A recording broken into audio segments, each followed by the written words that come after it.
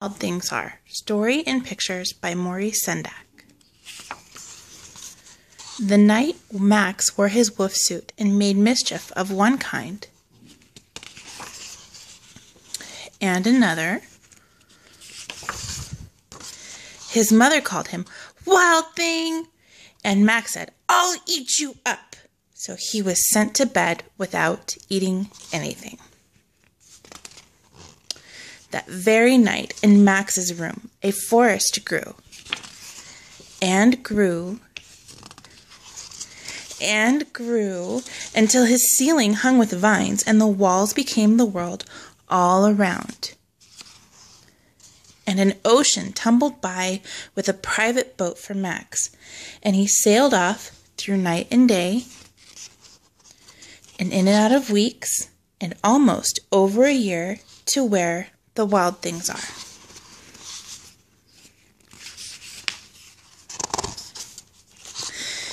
And when he came to the place where the wild things are, they roared their terrible roars and gnashed their terrible teeth and rolled their terrible eyes and showed their terrible claws.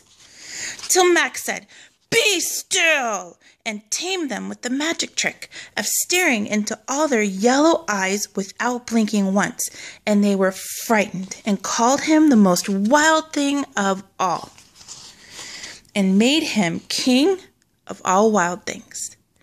"And now," cried Max, "let the wild rumpus start." So they danced and they howled at the moon, "Howl!" and they hung from the vines, and they carried King Max on their backs. "Now stop," Max said, and sent the wild things off to bed without their supper. And Max, the king of all wild things, was lonely and wanted to be where someone loved him best of all. Then all around from far away across the world, he smelled good things to eat. So he gave up being king of where the wild things are.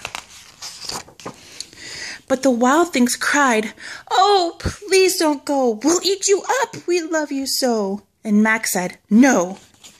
The wild things roared their terrible roars and gnashed their terrible teeth and rolled their terrible eyes and showed their terrible claws. But Max stepped into his private boat and waved goodbye and sailed back over a year and in and out of weeks and through a day and into the night of his very own room, where he found his supper waiting for him. And it was still hot.